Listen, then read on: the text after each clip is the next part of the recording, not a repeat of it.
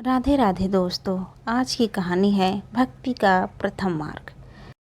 आनंद एक आलसी लेकिन भोला भाला युवक था।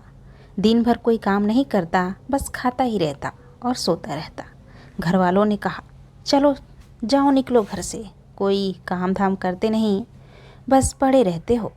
वह घर से निकलकर यूं ही भटकते हुए एक आश्रम पहुंचा। वहां उसने देखा कि एक गुरुजी हैं, उनके शिष्य कोई काम नहीं करते, बस मंदिर की पूजा करते हैं। उसने मन में सोचा, यह बढ़िया है, कोई काम धाम नहीं, बस पूजा ही तो करना है। गुरुजी के पास जाकर पूछा, क्या मैं यहाँ रह सकता हूँ? गुरुजी बोले, हाँ हाँ, क्यों नहीं, लेकिन मैं कोई काम नहीं कर सकता हूँ गुरुजी। कोई काम नहीं करना है, बस पूजा करनी होगी। यह सुनकर आनंद बोला, ठीक है, वह तो मैं कर ही लूँगा।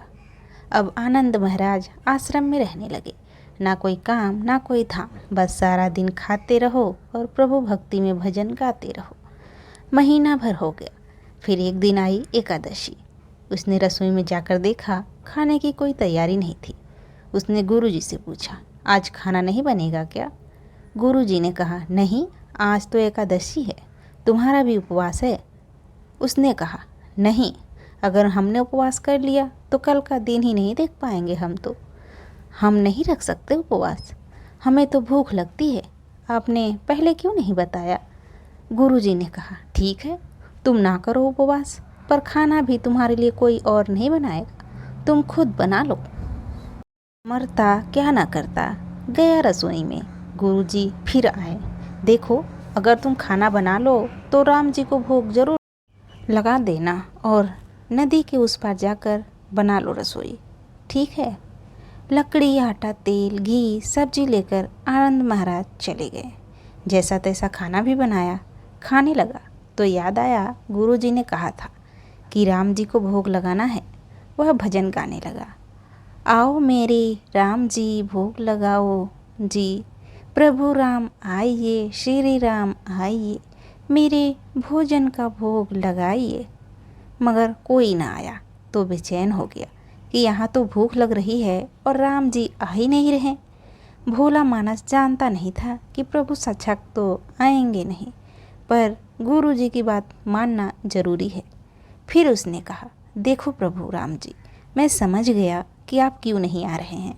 मैंने रूखा सूखा बनाया है और आपको तरमाल खाने की आदत है, इसलिए नहीं आ रहे हैं ना।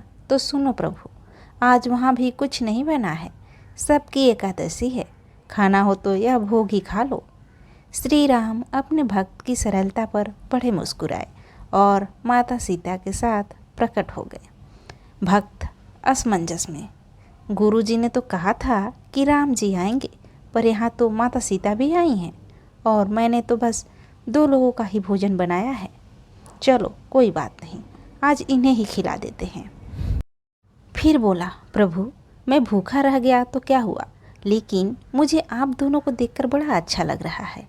लेकिन अगली एकादशी पर ऐसा ना करना, पहले बता देना कि कितने जन आ रहे हो, और हाँ, थोड़ा जल्दी आ जाना।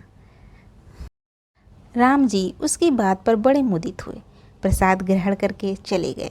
अगली एकादशी तक यह भोला मानस सब भूल गया। उसे लगा प्रभु ऐसे ही आते होंगे और प्रसाद ग्रहण करके चले जाते होंगे। फिर एकादशी आई।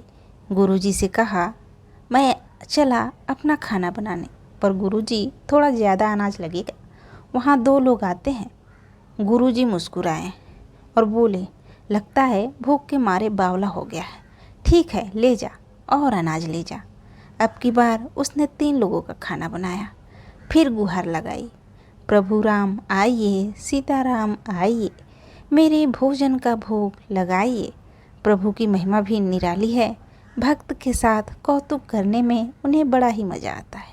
इस बार वे अपने भाई लक्ष्मण, भरत और शत्रुघ्न को भी लेकर आ गए। भक्त को चक्कर आ गया, यह क्या हुआ, एक का भोजन बनाया तो 2 आए, और आज 2 का खाना ज़्यादा बनाया तो पूरा खानदान आ गया। लगता है आज भी भूखा ही रहना पड़ेगा। सबको भोजन लगाया और बैठे बैठे देखता रहा। अनजाने ही उसकी भी एकादशी हो गई।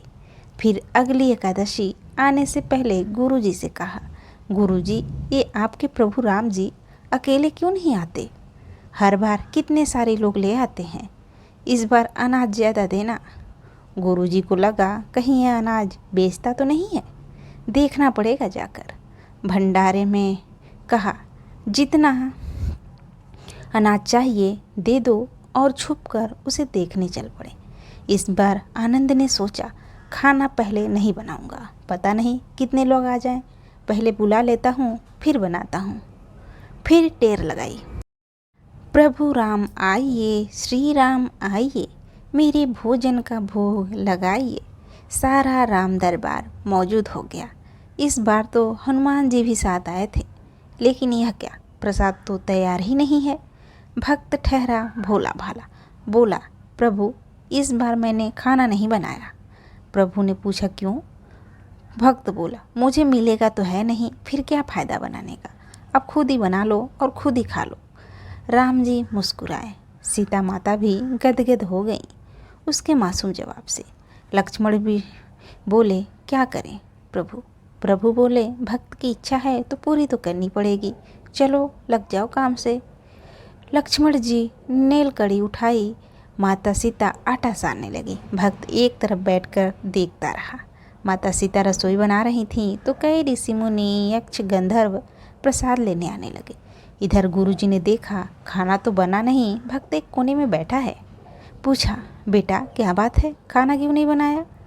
भक्त बोला, अच्छा किया गुरुजी आप आ गए, देखिए कितने लोग आते हैं प्रभु के साथ। गुरुजी बोले, मुझे तो कुछ नहीं दिख रहा तुम्हारे और अनाज के सिवा। भक्त ने माथा पकड़ लिया, एक तो इतनी मेहनत करवाते हैं प्रभु, भूखा भी रखते हैं और ऊपर से गुरुजी को दिख भी नहीं रहे, यह और बड़ी मुसीबत है। प्रभु से कहा, आप गुरुजी को क्यों नहीं दिख रहे हैं? प्रभु बोले, मैं उन्हें नहीं दिख सकता। बोला, क्यों? वे तो बड़े पंडित हैं, ज्ञानी हैं और विद्वान हैं, उन्हें तो बहुत कुछ आता है, उनको क्यों नहीं दिखते आप? प्रभु बोले, माना कि उनको सब आता है, पर वे सरल नहीं है तुम्हारी तरह, इसलिए उनको नहीं दिख सकता। आनंद ने गुरुजी से कहा, गुरुजी प्रभु कह रहे हैं आप सरल नहीं हैं, इसलिए आपको नहीं दिखेंगे। गुरुजी रोने लगे, वाकई मैंने सब कुछ पाया पर सरलता नहीं पा सका तुम्हारी तरह, और प्रभु तुम मन की सरलता से ही मिलते हैं। प्रभु प्रकट हो गए और गुरुजी को दर्शन दिए। इस तरह एक भक्त के कहने पर प्रभु ने रसोई भी बनाई।